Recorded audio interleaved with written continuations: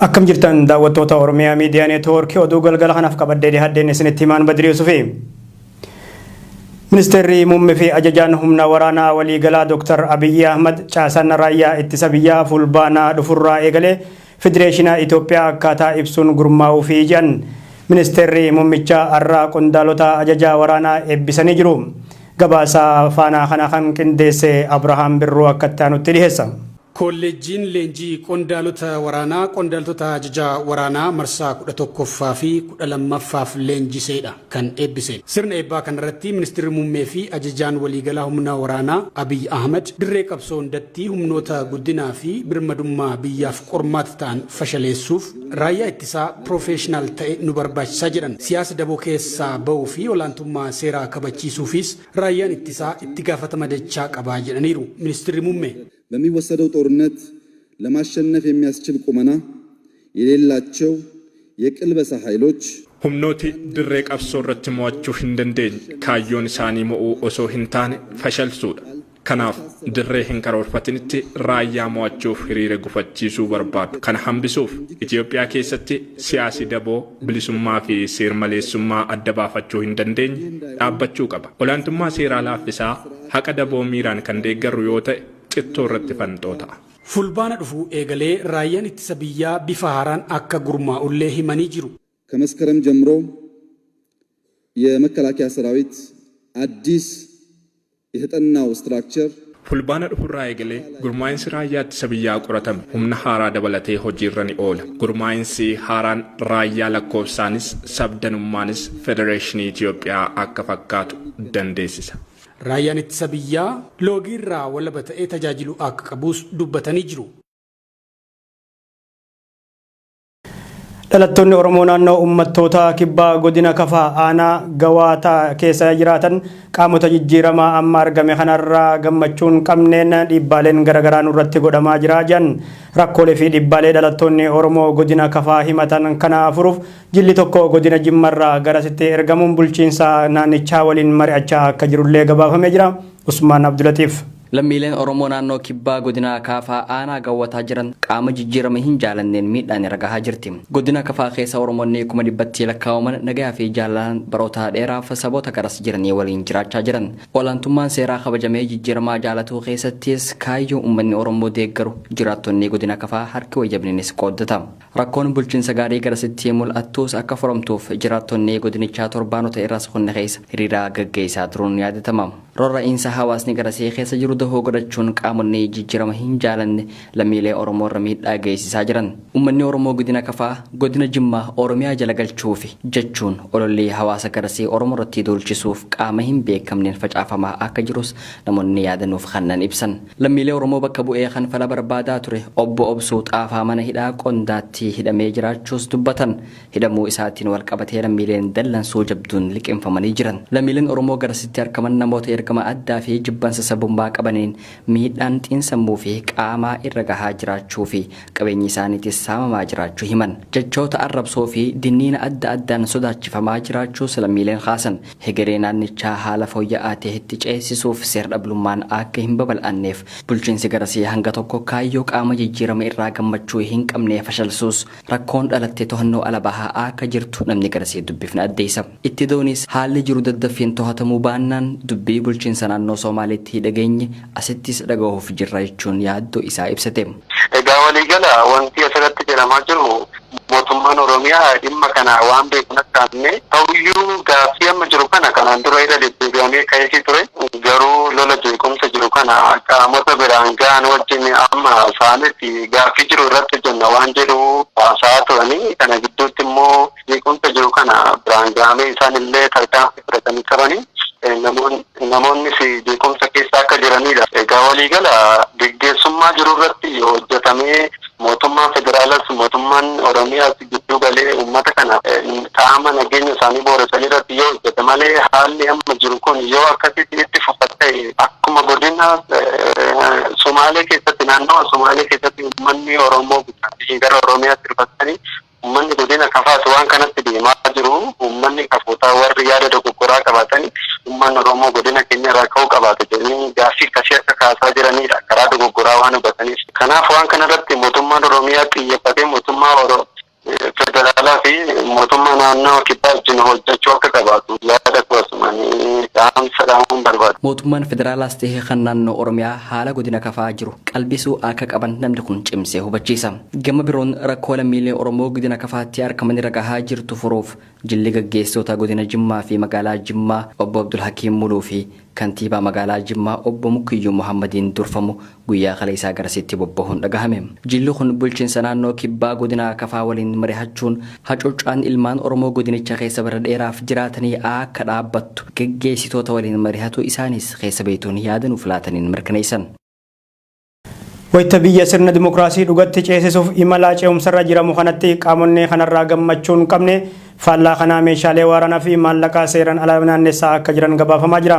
Qaamonni biyyattii tasgabbii dhoowwuuf bobbaafaman kanneen meeshaalee waraanaa fi maallaqa guddaa badiin ittiin hojjetamu waliin bakkoota garagaratti humnoota nageenyatiin qabamaa akka jiru ETV'n gabaasee jira. Oduun kun akka itti isiniif dhiyaata. Erga muummeen ministeeraa Dr. Abiyyi Ahmad gara aangootti dhufanii jijjiiramni gammachiisan Itoophiyaa keessatti mul'atus qaamonni kanarraa gammachuun qabne biyyattii tasgabbii dhoowwaturraan dhaabbanne. Qaamoleen kanneen caasaalee shiraa diriirfatanitti gargaaramuun bakka aangawoonni mootummaa ummataan itti wal arganii fi tuuta ummata irratti haleellaa raawwatuuf tarkaanfilee fudhataa jiru. Gochaalee kana cimsuuf kan isaan dandeessisu meeshaalee waraanaa fi maallaqa miliyoonaan lakkaa'amus badiilee kana ittiin raawwatuuf biyya keessa asiifachii sossoosaa jiru.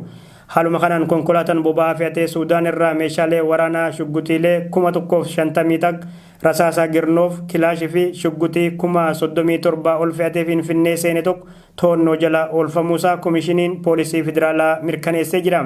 Konkolaataan boba'aa fiduuf Suudaan deeme kun boba'aa qofa osoo hin taane ibidda biyyattiin ittiin gubattullee fidee dhufuu isaati. Garuu hordoffii taasifameen konkolaattonni meeshaa waraanaan sosso'an kun to'annoo jala oolfamanii jiru. Haaluma kanaan konkolaataan boottee shuggutiilee 151 fe'atee deemaa ture tokko Finfinnee naannoo Gullallee hoteela Tsiyoon jedhamu duratti to'annoo jala oole. Kana malees konkolaataan biraa Isuuziin tokko naannoo Kolfee Qaraanitti qabamee jira. Dhimma meeshaalee waraanaa qabaman kanarratti Daayirektarri qorataa yakka addaa poolisii federaalaa Kumaandar Katamaa Dabaaqee ቴሌቪዥን ኢትዮጵያ ያለ ላተኒን አከናጀው ሁለት ተሽከርካሪዎች ናቸው ጦር መሳሪያውን ጭነው የመጡት አንደኛው አይሱዙ መኪና ነው የአይሱዙ መኪና መነሻ ያደረገው ጎንደር ነው ከጎንደር ከተማ ነው የተነሳው ከጎንደር ከተማ የጦር መሳሪያውን ወይም ጥይቱን ኮንኮላቶታ ለማኸነን ሜሻ ወራና ፊአተኒ ዱፋን ኮንኮላታን ቶኮ አይሱዚዳ ኢንስ ኸምሲሳ መጋላ ጎንደሪ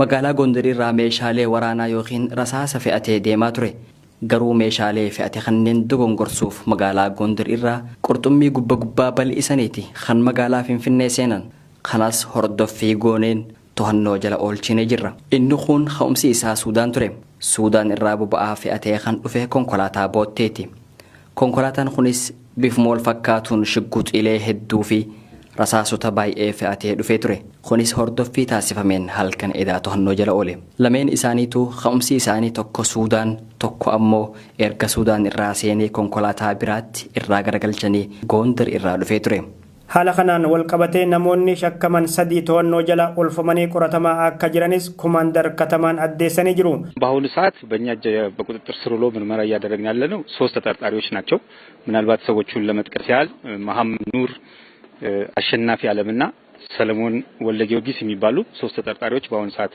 በቁጥጥር ስር ውለን ምርመራ እያደረግን ነው ነሞኒ ያከሜሻሌ ወራና ሴረን አላደደበርፈመን ከናን ሸከመኒ ተወኖ ጀለ ኦልፈሙን ቆረተማ ጅራኒስ ሙሐመድ ኑር አሸናፊ ዓለሚ ፊ ሰለሞን ወልደጊዮርጊስ ወሬን ጀመን አከተ ያደ ሚዲያፍ ከነኒን ምርከኔሰን ኩማንደር ከተማን ቃሞኒ ቢራ ኢሳን ወሊን ሂደተ ቀበን ጅራቹ ከን ኤረን ኩማንደር ትች ወሬን ሀፈኒስ ሆርዶፈኒ ተወኖ ጀለ ኦልቹፍ ከን ጅረን ተሁ ኢብሰን ሜሻሌን ወራና ተወኖ ጀለ ኦልፈመን ኤሰን አከሴነን ቃሞኒ ነገኛ ዳንገረ ጅራኒ ፊ dhimmi ilaallatu marti hordoffii cimaa akka taasisan gara fuula durattis yaaddoo waan ta'eef sirritti irratti hojjetamu akka qabu gadjabeessanii hubachiisan kumandartichi ቁጥጥር ሊደረግበት መግቢያው ሊታወቅ ድንበር አካባቢ ያሉ የጸጥታ አካላትም ሆነ የሚመለከታቸው አካላት እጅግ በጣም ቁጥጥር ሊያደርጉበት የሚገባና ስጋት ሊሆን የሚችል ወደፊትም ስለሆነ ይሄ በደንብ ሊሰራበት የሚገባ ነው ይሄንንም ታሳቢ ተደርጎ ያኮተ ቢፈኸና ቃሞተ ሆርዶፈኒስ ኢጃራኒ ቆረኖ ኤገሎ ኢሳኒ ሂንዶይሲነ ኩማንደር ከተማ ደማቄ Erga dhiheenya kana as biyyattii kutaalee garaagaraa keessatti namoonni maallaqa guddaaf meeshaalee waraanaa bakkaa bakkatti osoo soso'an to'annoo jala oolfaman baay'achaa dhufan. Kun ammoo biyyattiin nagayaaf tasgabbii akkan arganne dhoowwuun cinatti qaamoleen jijjiirama biyyattii keessatti argame kanarraa gammachuun qabne ammallee harka isaanii maratanii akkan teenyee mul'isa. Hoogganaan paartii Koongireesii Federaalistii Oromoo Dr. Mararaa Guddinaa jijjiirama biyyattii keessatti mul'ate sadarkaa olaanaatti ceesisuuf paartiin isaanii dhaabbilee biyya alaatii galan waliin hojjetaa akka jiru ibsan. Paartiin Koongireesii Federaalistii Oromoo guyyaa ardhaa miseensota deeggartoota fi hayyoota Oromoo dhaabbilee barnootaa garaagaraa walitti babahan mariisisee jira. Abdusalaam Hassan. Waggoottan afran dabran qabsoommatni Oromoo fi qeerroon daangaa hanga daangaa socho'uun godhaniin jijjiirama haga tokko mul'ataa jiru kan sadarkaa itti aanutti ceessuuf hubannoo deeggartootaa fi miseensota paartii KFO cimsuu irratti kan kaayeffate durataan paartichaa Dr. Mararaa Guddinaa qabsoo Oromoo ceessuuf miseensota deeggartootaa fi hayyoota Oromoo waliin mari'ataa jirra jedhan. Jijjiirama biyyattii keessatti mul'ate sadarkaa olaanaatti ceessuuf tokkummaan murteessaadha kan jedhan Dr. Mararaan dhaabbilee siyaasaa Oromoo biyya alaa irraa galan waliinis hojjetaa jirra jedhan. Wajjinis maal gochuu dandeenya? Isa jedhu karaa attamii cirachuun nurra jira. Qabsoo Oromoo kanas ilaalchi bal'aa maal qabdu maal qabnaa isa jedhu kana walitti dubbachaa jirra. KFO'n akka dhaabaatti aangoodhaaf jedhee dhaaba kanatu nu bira dabra jenneem wal sakaaluun fedhii kennaa miti jedhan Dr. Mararaan. Yeroo baay'ee carraan akkasii argamee carraan fooyyee qabu argamee wal harkisuudhaanii wal dhaggeettii dhabuudhaanii wal hubachuu dhabuudhaanii wal bukkee deemuu dadhabuudhaanii walutuu dadhabuudhaanii waan kasaaraa baay'ee keessa seenne. Hirmaattotni waltajjichaa gama isaaniitiin dhaabbileen siyaasaa Oromoo kaayyoo bu'uuraa sabichaa milkeessuuf gamtaan hojjechuu qabu jedhan. Qabsoon haga uummataan as ga'e kuni karaa dhaabbilee siyaasaa ijaaramanii sagantaa kaayyoo poolisii qabatan karaa sanaan yoo hoogganame kana booda kan galma ga'uu danda'u. Uummanni Oromoo yeroo ofiisaa walitti dhufee wajjin qabsaa'ee qabsoo kana sadarkaa guddaa kanarraan ga'u dhaabbileen siyaasaa ammoo uummata wajjin deemuu yoo dadhaban alatti hafu. Marii kanarratti barreeffamootni qorannoo garaagaraas hayyootaan dhiyaataniiru. Yaa'in gorsaa fi fooyya'insaa dhimma seeraa fi haqaa labsiiwwan waldaalee hawaasaa fi farra shororkeessummaa Itoophiyaa sarbamiinsa mirgoota lammiilee hordofsiisuu isaa mirkaneesse. Yaa'in kun fooyya'insa labsiiwwanii kanneen irratti qaamolee garaagaraa waliin har'a magaalaa Finfinneetti mari'atee jira. Ihun Engida. Lammiileen Oromoo biyya Saudi Arabiyaa magaalaa Tubuuk jiraatan ilmaan Oromoo daangarratti humnoota poolisoota addaa naannoo Somaaleetiin qe'ee qabeenyaa isaanirraa buqqaafamaniif gargaarsa taasisuuf yaamicha dhiheesse. Koreen qindeessituu deeggarsaa kanaatis guyyaa tumsi kun gaggeeffamu gaafa ayyaana Iidal Arafaa akka tahe beeksisee jira. Muhammad Fantaallee gabaasa koree kana akka taanutti dhiheessa. Lammiileen Oromoo biyya Saudi Arabiyaa magaalaa Tabuuk jiraatan ilmaan Oromoo daangarratti humna poolisoota addaa naannoo Somaaleetiin ajjeefamaa jiraniif deeggarsa mallaqaa taasisuuf yaamicha dhiheessan. Ajjechaa suukanneessaa torban dabre keessa waraana bulchiinsa mootummaa naannoo Somaalee Itoophiyaatiin godina Harargee bahaa aanaa Mayyuu Mulluqqeetti raawwatame jiddu gala godhachuun lammiileen Oromoo biyya Saudi Arabiyaa magaalaa Tabuuk jiraatan koree deeggarsaa of keessaa filatanii deeggarsa mallaqaa taasisuuf haal duree xumuruu Oromiyaa miidiyaa neetwoorkitti himan. Koreen deeggarsaa hundaa'ee ilmaan Oromoo biyya Saudii magaalota adda addaa keessa jiraatan maraaf gaafa guyyaa Iidal Arafaa galgala magaalaa Tabuukitti hirmaachuun dirqama lammummaa bahuu akka qaban waamicha dhiheessanii jiru. Miseensa koree deeggarsaa keessaa namni nuti dubbifne kan nuuf ibse uummanni Oromoo bal'aan aanaalee garaagaraa keessatti rakkoo adda addaa mudataa jira.